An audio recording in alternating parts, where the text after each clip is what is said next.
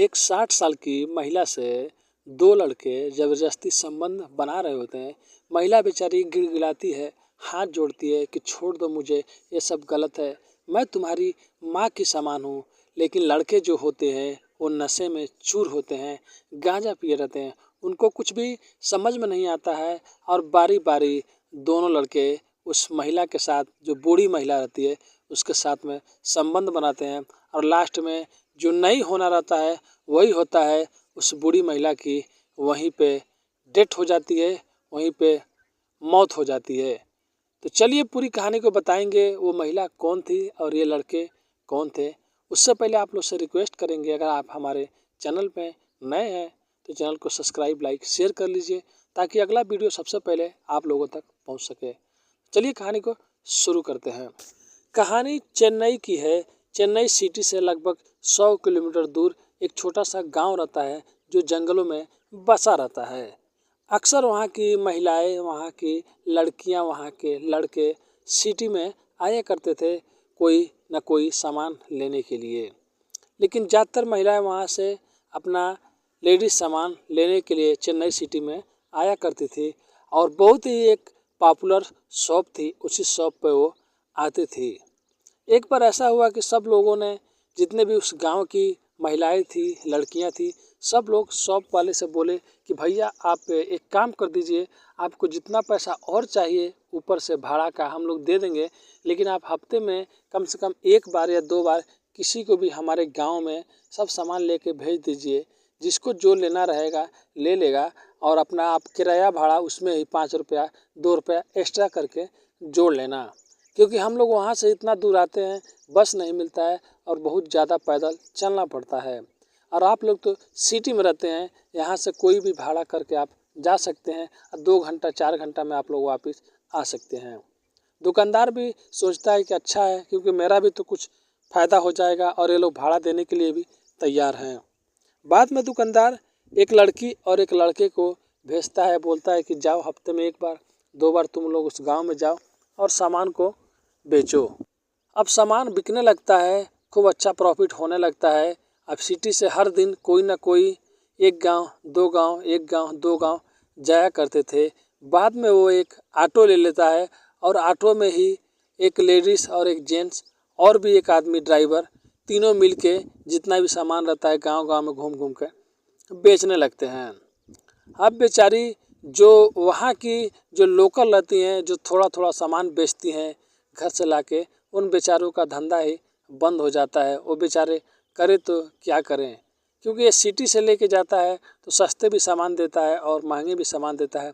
अब लोग जो पास के कोई अगर बेचने वाला है, कोई चीज़ देने वाला है, तो लोग उससे नहीं लेते थे, सब सामान सिटी वाले से ही लेना स्टार्ट कर दिए। उसी गांव के बाजू में एक महिला रहती है जो बेचारी बूढ़ी हो गई रहती है, और कैसे भी न कैसे यही सब बेच के अपना गुजारा करती थी। बाद में जब उस बेचारी को पता चलता है कि शहर से आदमी लोग आ रहे हैं और वो लोग घूम घूम गांव में बेच रहे हैं, सब लोग उन्हीं से माल खरीद रहे हैं, सामान खरीद रहे हैं, तो अब मेरा क्या होगा, मेरा खर्चा कैसे चलेगा, कैसे मेरा गुजारा होगा। अब तो मैं ज़्यादा चल भी नहीं सकती। जो लोग मेरे पास आते थे थोड़ा बहुत तो मेरा गुजारा चलता था, आज लगभग महीना हो गया कोई भी मेरे पास नहीं आ रहा है। अब मैं करूँ तो क्या करूँ। उस महिला का एक पति रहता है जो बेचारा एकदम बूढ़ा हो गया रहता है और थोड़ा थोड़ा चल पाता है। अब उसमें भी उतना शक्ति नहीं रहता है कि उस महिला को किसी गांव में लेके जाए या घुमाए और सामान को बेच कर आए। फिर महिला सोचती है कि ठीक है, ये तो नहीं जा सकते, लेकिन मैं अब खुद जाऊंगी और 2 रुपये सस्ते, 1 रुपये सस्ते खुद बेचूंगी। एक दिन महिला जाती है, पूरे गांव में घूमती है, कोई भी उससे सामान नहीं लेता है, क्योंकि सब आदमी अब बस सिटी वाले, शहर वाले लोग से सामान लेते थे और वो लोग कम पैसे में अच्छा अच्छा सामान भी देते थे। महिला एक दिन निराश होकर चली जाती है। दूसरा दिन जाती है महिला, तो फिर से यही सब होता है, नहीं बिकता है। अब घर में भी पैसे नहीं रहते हैं कुछ खाने के, कुछ पीने के।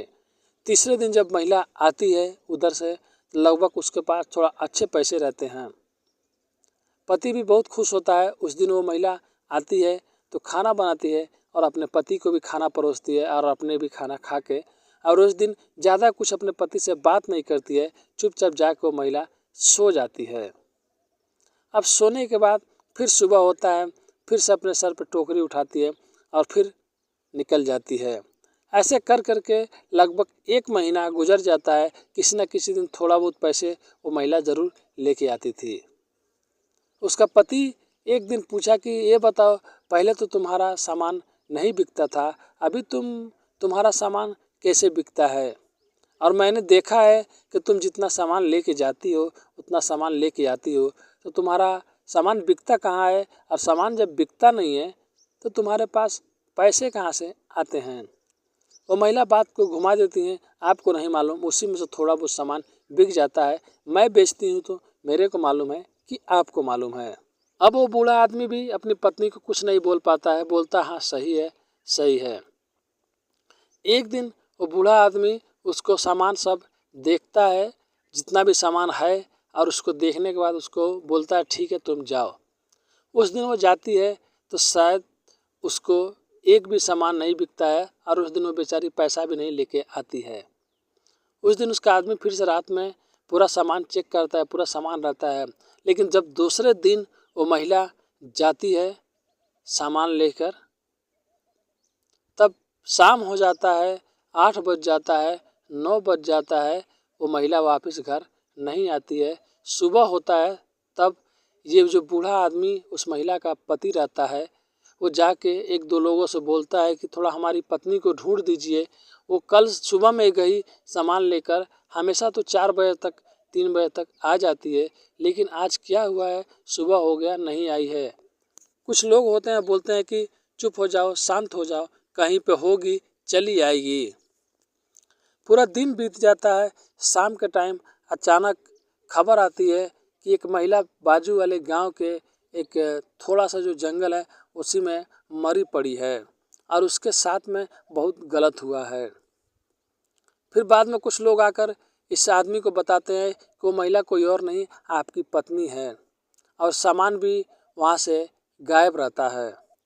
फिर बाद में जब पुलिस में ये केस जाता है और पुलिस शहर से गांव में आती है जांच करने के लिए, तो 1 दिन 2 दिन तो बीत जाता है, लेकिन तीसरे दिन पुलिस कातिलों का खुलासा करती है। और जब सबके सामने ये राज खुल के आता है, ये दरिंदगी खुल के आता है, तो सबके होश उड़ जाते हैं। पुलिस बताती है कि हमने 1-2 लोगों पर शक हुआ, उन लोगों को पकड़ा है, और उन लोगों ने जो बताया है वो उस महिला के पति को जब पुलिस बताती है तो महिला का पति दंग हो जाता है और बेचारा रोने लगता है। पुलिस बताती है कि आप 1 महीना से आपकी बीवी हमेशा बाजू वाले गांव में जाती थी, सामान बेचारी का कुछ भी नहीं बिकता था, लेकिन आपके इलाज के लिए, आपको खिलाने के लिए खुद की जिस्म बेचती थी। वहीं पे कुछ लड़के रहते थे जो गांजा दारू पीते थे। आपकी जो पत्नी थी वो उन लोगों के पास जाती थी और कम से कम पैसे में उन लोगों के साथ में जिस्म की बेचारी मजबूरी में करती थी, और वो लोग इसका आपकी पत्नी का फ़ायदा भी उठाते थे। ऐसे 1 महीना से चल रहा था, लेकिन उस दिन आपकी जब पत्नी गई तो वो लोग 1 से 2 नहीं, 4 से 5 नहीं, 6 आदमी थे। उस दिन 6 आदमी थे और 6 के 6 बोले कि आज हम लोग तुम्हारे साथ में संबंध बनाएंगे, लेकिन जब आपकी पत्नी बोली कि मैं 6 आदमी लोग के साथ में संबंध नहीं बना सकती हूँ, बनाना है तो 2 आदमी तुम लोग संबंध बनाओ और पैसे दो। लेकिन उन्होंने बोला नहीं, बनाएंगे तो 6 के 6 बनाएंगे। तो आपकी पत्नी वहाँ से जाने लगी, लेकिन वो 6 आदमी लोग ज़बरदस्ती पकड़ के आपकी पत्नी के साथ में गैंग रेप किए। बारी बारी वो लोग उस महिला के साथ में रेप किए, और लास्ट में बेचारी आपकी पत्नी आपके लिए ही दम तोड़ दी। अभी 6 लोग हमारे हिरासत में हैं और पुलिस उनको जेल में डाल दिया है।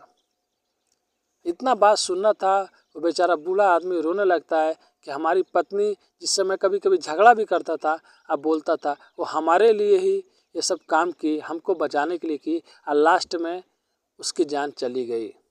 अभी फ़िलहाल वो 6 के 6 आदमी अदालत में पेश किया जाता है। अदालत में पेश होने के बाद जज साहब मर्डर और रेप का उस पर चार्ज करते हैं उन लोगों पे और सबको जेल भेज देते हैं।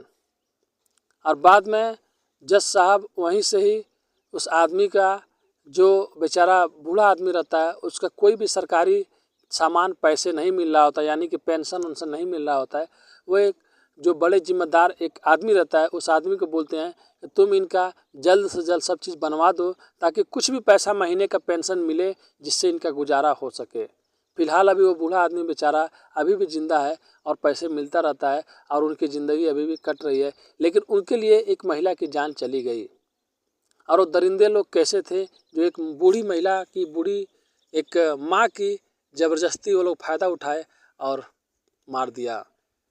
तो कहानी कैसी लगी कमेंट करके ज़रूर बताइए, और बताइए कि मजबूरी में उस बूढ़ी माँ ने क्या गलत किया अपने पति को बचाने के लिए। लेकिन ये दरिंदे लोग एक बार नहीं, एक महीने तक ठीक है मिलते थे, वो उनकी मर्जी थी, लेकिन जब उन्होंने मना किया तब ये लोग को इतना गलत नहीं करना चाहिए था।